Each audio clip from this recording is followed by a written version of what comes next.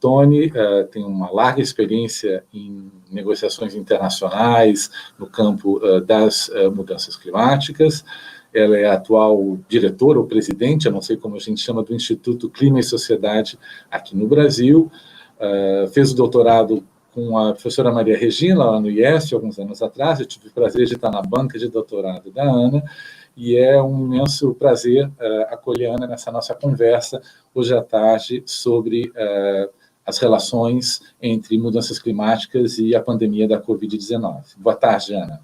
Boa tarde, Carlos. Muito obrigado pelo convite. Ótimo revê-lo. Continuar a conversa sobre clima. Então, vamos lá. A primeira pergunta que eu queria fazer para você, Ana, diz respeito sobre a crise da pandemia da Covid-19, se, na sua opinião, essa crise teria vindo reforçar as consciências individuais e coletivas, públicas, sobre os riscos associados às mudanças climáticas. Bom, eu acho que a Covid, ela acelera, não impacta todos nós, obviamente, e acho que ela acelera, sim, algumas temáticas, e eu acho que uma das temáticas que ela pode vir potencialmente a acelerar é, sim, o debate não só de mudanças climáticas, que eu acho que já estava, de alguma maneira, assim, mais amplo, digamos, na sociedade, mas também o debate da biodiversidade e a relação de mudanças climáticas com biodiversidade pela própria natureza, né, do que é essa pandemia, do que é o Covid-19, de como é que é essa relação natureza com os processos de desenvolvimento.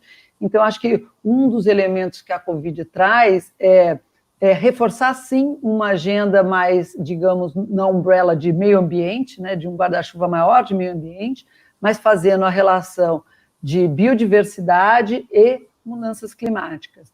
Eu acho que ela traz aí na coisa individual, mostra um pouco a necessidade das pessoas entenderem essa relação do humano com a natureza, que nós somos mais um dentro de um processo muito mais complexo. Mas o que a gente viu na resposta à Covid é o oposto de uma visão otimista.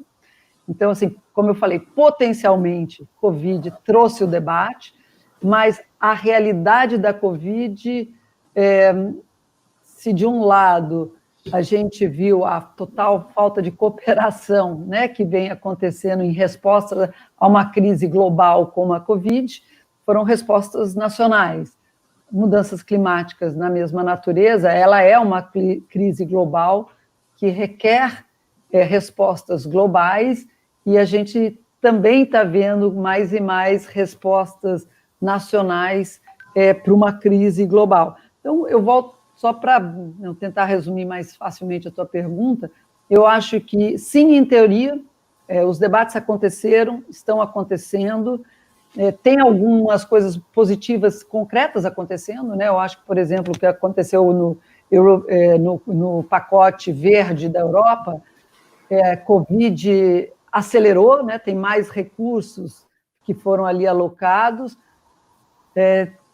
então está dada esse ambiente. Se a gente vai usar essa oportunidade de transformar o debate sobre a Covid e sua relação com biodiversidade e clima em ações concretas, ligando a resiliência necessária para mudanças climáticas, tratando de mitigação, aí já é um outro problema, e aí vai depender de muitos fatores, que a Covid não pode resolver tudo por nós. E acho que vamos parar. Uma das evidências, né, demonstradas pela Covid tem sido o quanto os territórios que ela vai, sobre os quais ela vai se disseminando, se difundindo, eles são importantes para saber como ela vai evoluir, né? Então, eu estava discutindo esses dias, enfim, a Alemanha, que teve uma resposta muito eficaz e muito positiva em termos de redução, de não ter um número de óbitos tão elevado, em comparação com a Espanha ou a Itália, tinha preliminarmente um estado de bem-estar social muito mais efetivo. O número de leitos de UTI por 1.000 habitantes, por 100 mil habitantes, era, enfim, era o dobro, ou 3 vezes o número da Itália ou da Espanha, por exemplo. Da mesma forma, a Coreia do Sul. Então, parece que existe também uma relação muito estreita entre essas ameaças transnacionais, né, seja as ameaças que vêm da própria natureza, as ameaças provocadas, induzidas e aceleradas pelo fator humano, como as mudanças climáticas, e o estágio do capitalismo e do sistema econômico e da noção de desenvolvimento que a gente não só prega, como pratica. Você acredita que existe uma relação estreita entre a economia e essas ameaças? Não, total, absolutamente total. E eu acho que a Covid poderia representar uma ruptura no pensamento, uma oportunidade à ruptura de que modelo de desenvolvimento a gente quer. E como é que isso se relaciona ou não só com natureza, mas com desigualdade, com todos os outros temas. Mas, como eu disse, é um potencial. E, nesse sentido, eu acho que tem um pouco de diferença entre Covid e clima. Por quê? Porque a Covid, e ontem o secretário-geral da WHO, da OMS, desculpa, da OMS mencionou que a Covid, ela por si só, a Covid-19, o vírus por si só, ele vai florescer ou não florescer, ele se expande ou não se expande, ele mata ou não mata, dependendo das políticas públicas que ali estão. Como você falou, se tem um sistema de saúde robusto, a Covid vai matar menos. Se tem um governo que não tem capacidade de liderar o país, a Covid vai matar menos. Se tem distanciamento social feito, se tem ciência baseada, a Covid é um potencial que os sistemas nacionais que fragilizados vão sofrer mais. No tema de mudança climática, diferentemente, o aquecimento global, as políticas nacionais não te protegem tanto. Obviamente, tem resiliência, e por isso a nossa preocupação na área de clima de sempre estar protegendo os mais fracos, que são os que mais vão sofrer com as mudanças climáticas. E, novamente, o papel dos governos em criar sistemas resilientes, agriculturas resilientes, cidades resilientes, é absolutamente fundamental para lidar com as consequências das mudanças climáticas. Mas no caso do Covid, você está lidando não só com as consequências da Covid, mas com a própria expansão da Covid. A expansão de mudanças climáticas ela vai acontecer independente de cada país. O que a cada país faça individualmente. Todo mundo vai ter que fazer, né?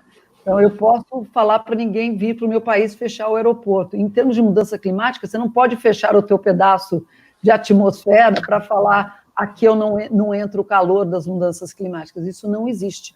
Então, eu acho que tem muitas similaridades, mas tem muitas similaridades, mas também tem uma diferença brutal, que assim, não adianta mudar o sistema econômico só em um país para mudanças climáticas. Então, não adianta só fechar o aeroporto, como é o caso da Covid. Você vai ter que mudar o sistema econômico como um todo. Ou tem a oportunidade de mudar o sistema econômico como um todo. Não adianta só um país fazê-lo. Acho que essa é uma diferença brutal.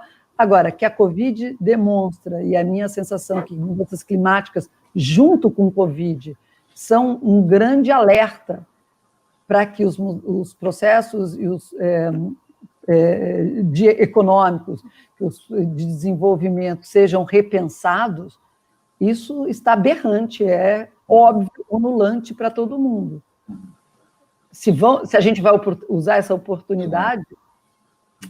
Vai depender dos governos, vai depender dos planos governamentais, econômicos, etc. Parece que a Europa está tomando um caminho de um novo pacto verde. Aqui na América Latina tem se discutido muito pouco um pacto ecossocial de desenvolvimento. Como é que você vê esse debate aqui no Brasil? Então, assim, na minha perspectiva, esse pacto que você mencionou não é um pacto governamental, esse é um pacto da sociedade. Quem vai decidir se os programas de recuperação econômica são mais verdes, menos verdes, se são se vão lidar com o tema de desigualdade ou não são governos, são sociedades, porque quem vai pagar por esses pactos econômicos somos nós todos, e para os próximos muitos anos, né? E eu acho que, infelizmente, ainda o debate sobre recuperação econômica, principalmente aqui na América Latina, parece que os pacotes de recuperação econômica é uma benevolência dos governos. São eles que são ou bons ou ruins, ou querem, não querem, ou têm esta ou aquela inclinação. Os governos estão se colocando nessa posição, a sociedade nos nossos países ainda está colocando os governos nessa situação, eu diria, confortável, e acho que é aí que temos que quebrar, né? Na Europa, tem uma consciência verde, uma consciência social diferenciada na sociedade como um todo, não só no governo. O governo é um reflexo daquela sociedade. Esses temas não nasceram, assim, o Green New Deal da Europa não nasceu de ontem, ele está sendo construído assim, há algumas décadas, né? Já vem desde, pelo menos, a crise de 2008, né, no Reino Unido. Exatamente. Então, mas isso é um pacto social daquela sociedade, né? Que investir, por exemplo, na Alemanha, lógico, eles têm dinheiro para isso, mas fazer esse investimento em pagar painel solar muito mais caro por X anos, eles podem fazer essas escolhas, tem mais recursos, mas a gente também pode fazer algumas escolhas, só que a gente não está fazendo essas escolhas. Eu acho que o debate no Brasil sobre recuperação econômica, ele está absolutamente, nesse momento, fechado, como se fosse só um problema do que o governo quer ou o que o governo não quer. O Congresso teria que liderar esse debate, e não só R$600, R$700, R$200, mas qual é o pacote social que a gente quer e como é que a gente pode rever a economia. Só que a gente não está tendo esse debate no Brasil, infelizmente. E acho que todos os webinars que estão acontecendo e começam a acontecer cada vez mais sobre recuperação econômica, deveria partir do princípio que isso não é um papel para um governo, e não será definitivamente esse que está no poder hoje em dia que vai tomar essa decisão pela sociedade como um todo. E as negociações em curso, Ana? Que balanço você poderia fazer, assim, muito esquemática e brevemente, das COPs desde o Acordo de Paris e perspectivas para o futuro? Bom, assim, eu sou daquelas que acha que o Acordo de Paris foi uma coisa absolutamente significativa e importante. E eu coloco, não pelo que, lógico, a gente sabe que se tudo do Acordo de Paris for implementado, a gente ainda vai estar aí a 3,5 graus, né? Então, a gente não está atingindo o objetivo que Paris se coloca de 1,5 grau ou 2, mas eu acho que é absolutamente fundamental, porque vamos lembrar que o Acordo de Paris foi o último e, eu diria, o mais complexo acordo multilateral existente. A complexidade deste Acordo de Paris não é um acordo sobre meio ambiente, é um acordo sobre modelo de desenvolvimento. Cada vez mais quem participa das COPs não são ministros de meio ambiente, são ministros de economia, Banco Central, e ali ministros de indústria, comércio, energia, agricultura. Então, o Acordo de Paris, por ter essa complexidade e ser a última possibilidade que nós tivemos por muitos anos de ter um acordo multilateral tão complexo, eu acho que foi uma grande vitória. Agora, ele é a base, ele é o mínimo common denominator, ele é a base, ele não é a ambição que a gente deseja. Então, a gente vai ter que construir estruturas de governança que vão além do Acordo de Paris. Ninguém pode estar aquém do Acordo de Paris, mas o que a gente tem que construir além do Acordo de Paris? E, nesse sentido, eu trago o tema da Covid. Eu acho que, de novo, não só a Covid impactou, não vai ter uma COP esse ano, né, como a gente teria em Glasgow no final de novembro, foi adiado aí por um ano, mas as COPs, elas não poderão e não serão mais como as COPs antigas.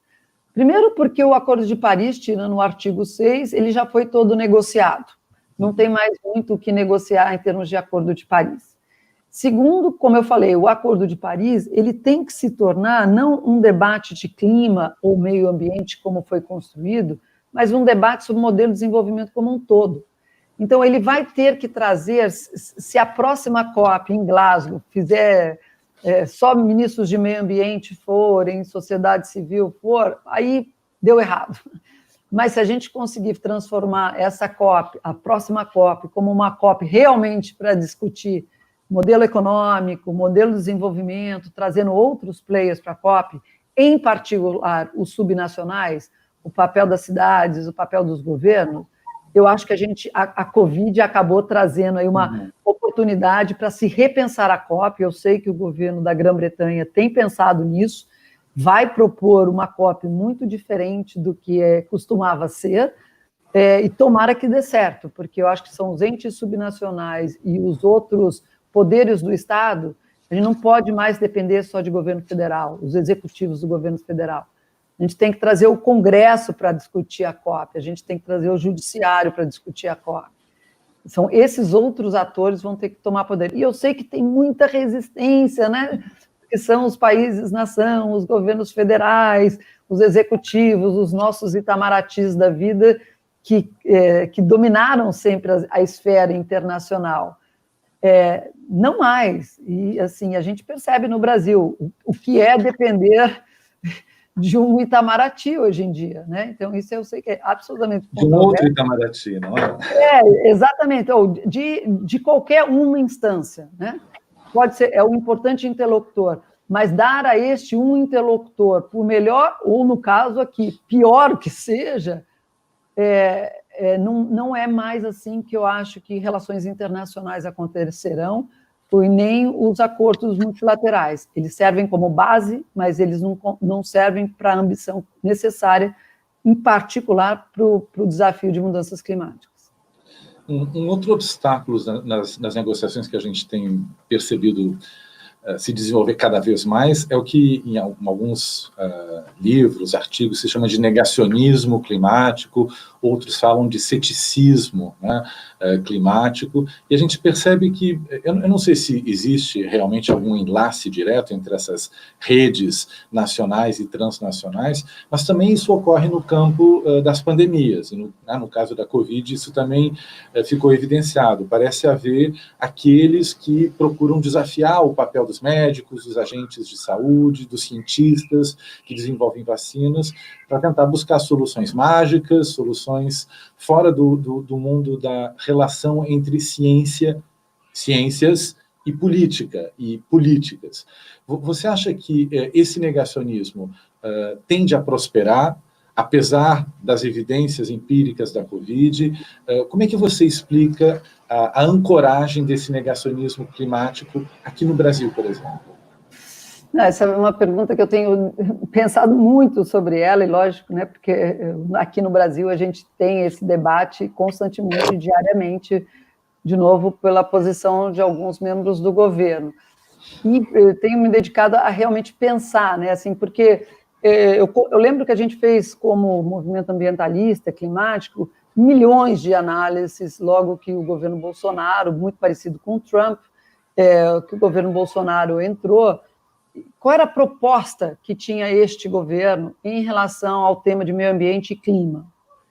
Então, todo mundo ficou lá, então, não, é porque é um governo mais liberal, é para não atrapalhar o setor privado, então tem que ter menos regra. E eu acho que hoje em dia a gente já percebeu que...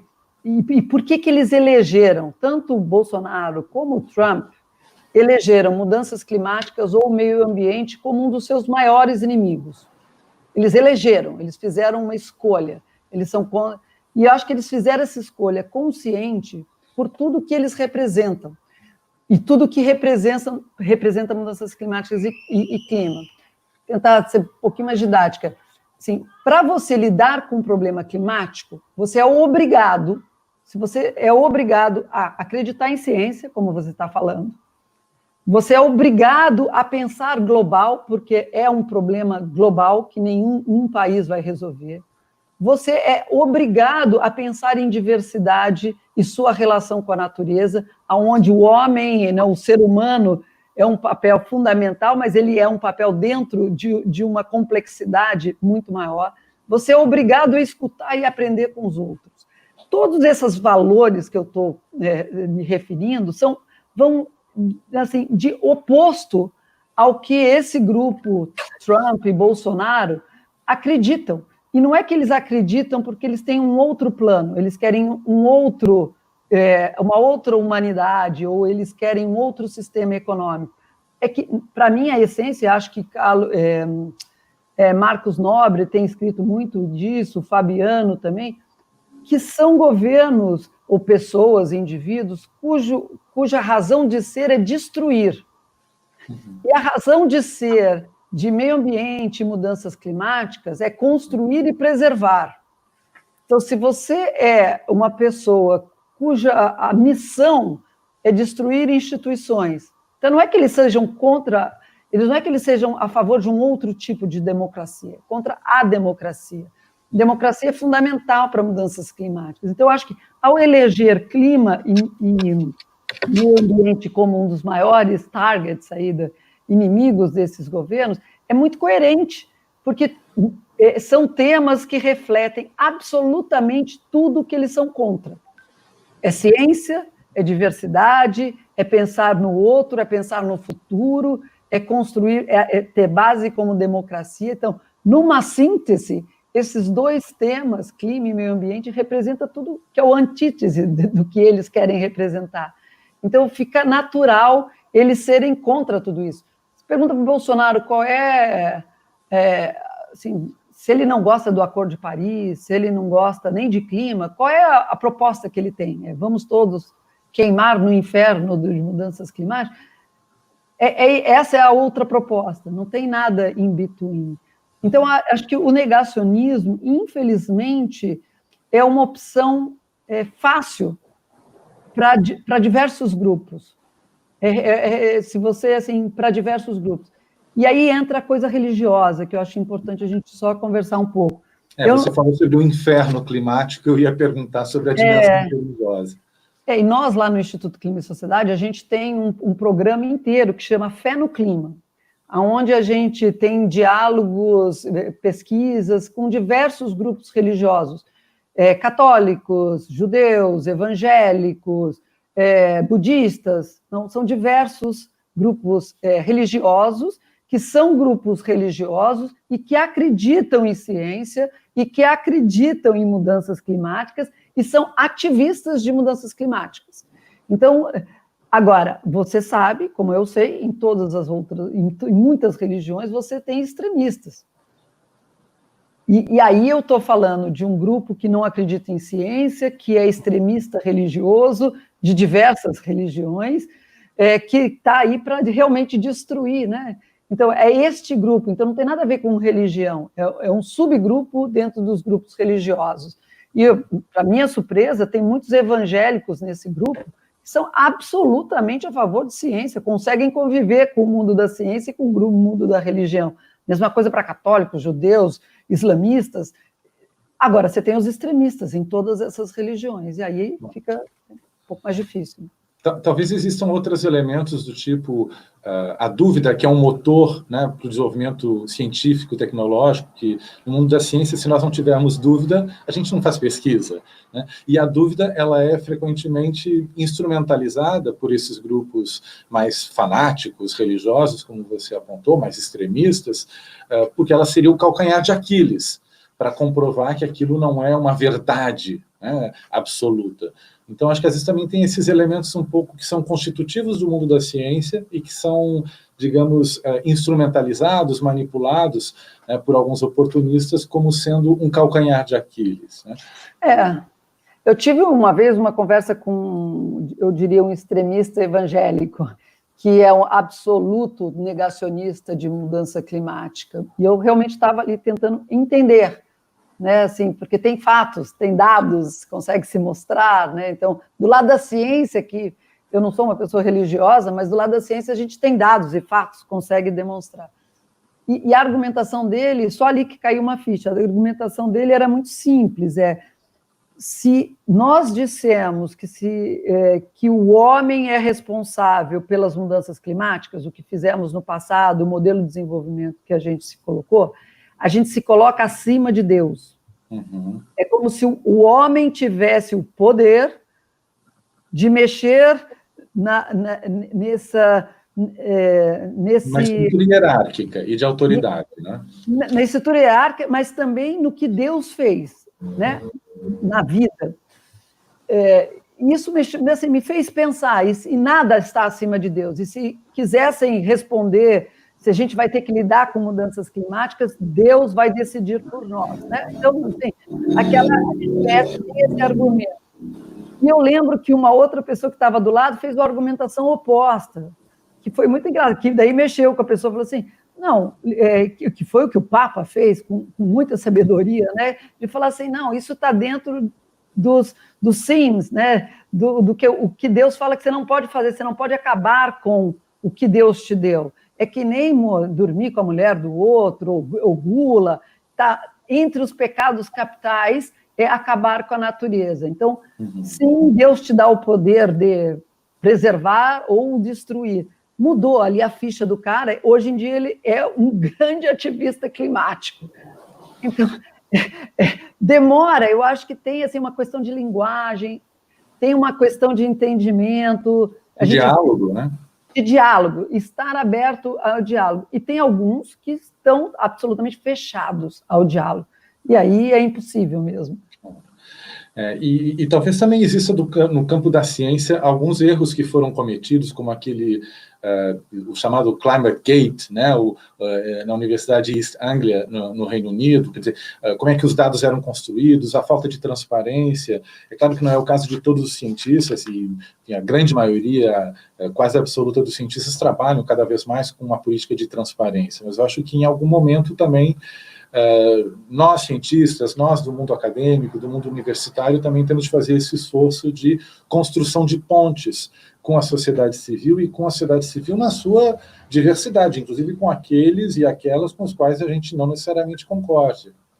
Absolutamente. Assim, errar, todos nós erraremos, e todos os setores, sejam acadêmicos, religiosos, donas de casa, né? Então, assim, agora, na Covid, vamos lembrar quantos erros houveram, quanto de debate estamos aí, que remédio toma, não toma, não publicados em grandes revistas científicas, né? Então, obviamente, há erros. Agora, de novo, sim, eu com 100%, eu acho que na área de mudanças climáticas a gente falhou, e a gente, acadêmicos, cientistas e ativistas, por muitos anos, em não comunicar com a sociedade. Eu acho que a gente tentou comunicar com os tomadores de decisão, os governos, os ministros, nas Nações Unidas, achando que poderia ser uma solução de cima para baixo. A gente percebe que isso foi um erro tremendo. Eu acho que hoje em dia, nos últimos, 5, 10 anos, as pessoas perceberam que isso tem que ser um debate de baixo para cima, envolver grupos de indígenas, mulheres, logicamente os religiosos, jovens, os afro-brasileiros, todos têm que participar desse debate, e porque a construção vai ter que ser coletiva, ela não vai ser de cima para baixo. Então, acho que é difícil, né? Os acadêmicos não têm essa vivência, né, de fazer esses debates, mas estão aprendendo e estão dando um show também. Esse programa que eu falei, do Fé no Clima, é sempre um acadêmico e um religioso, um líder religioso e um acadêmico. É o ISER que tem promovido, e tem sido, assim, eu tenho aprendido muito dessa conversa entre ambos. Interessante. Uma última pergunta, Ana, para fechar a nossa conversa de hoje, um pouco sobre o Brasil. A gente já falou um pouco sobre Brasília, você mencionou o papel das entidades subnacionais, e as empresas brasileiras, elas têm o setor privado, né, o setor corporativo, como tem sido o comportamento desse segmento tão importante para pensar a mudança do desenvolvimento econômico para que seja um desenvolvimento social e ambientalmente sustentável? Poxa, aí eu sou muito escéptica, assim, tenho muitas dúvidas. Uma das razões, e eu acho que assim, não dá para falar de meio ambiente sem falar de política, né? De novo, fazendo paralelo, porque eu acho que eles estavam um pouquinho na nossa frente nos Estados Unidos quando o governo Trump entrou, a primeira coisa que se organizou lá foi uma frente, o American Pledge, né? Era uma frente de governadores, prefeitos e setor privado americano, que no dia seguinte falaram que o Trump decidiu sair do Acordo de Paris, era o we still in, nós estamos dentro, né? Então fizeram uma oposição muito grande, mostrando que tem sim é um setor privado independente nos Estados Unidos, que tem aí uma outra posição e poderia se contrapor ao governo federal. No caso brasileiro, a gente conhece que as empresas brasileiras, e eu diria, infelizmente, muito do subnacional brasileiro, é tremendamente dependente dos recursos do governo federal. Então, mesmo que, e eu tenho certeza que tem diversas empresas, diversos prefeitos e governadores que não são céticos ao clima, que querem fazer coisas, mas eles não vão falar em público, porque eles têm muito medo da retaliação que vem acontecendo, que o governo federal, especialmente ali o Ministério do Meio Ambiente, pode fazer, os outros ministérios também fazem. Quando esses entes privados ou públicos se opõem à posição do governo, tem consequências reais para eles. Então, eu já ouvi diversas vezes, tem aí uma coalizão, chama Coalizão Floresta, Clima e Mudanças Climáticas, é onde reúne setor privado, sociedade civil e acadêmicos para pensar em soluções para mudanças climáticas, floresta e agricultura. Muito ampla, muita gente. Recentemente tem tomado uma posição, logicamente por causa do desmatamento na Amazônia, muito mais incisiva. Teve ligações do ministro pedindo para algumas empresas saírem dessa coalizão. E elas saíram.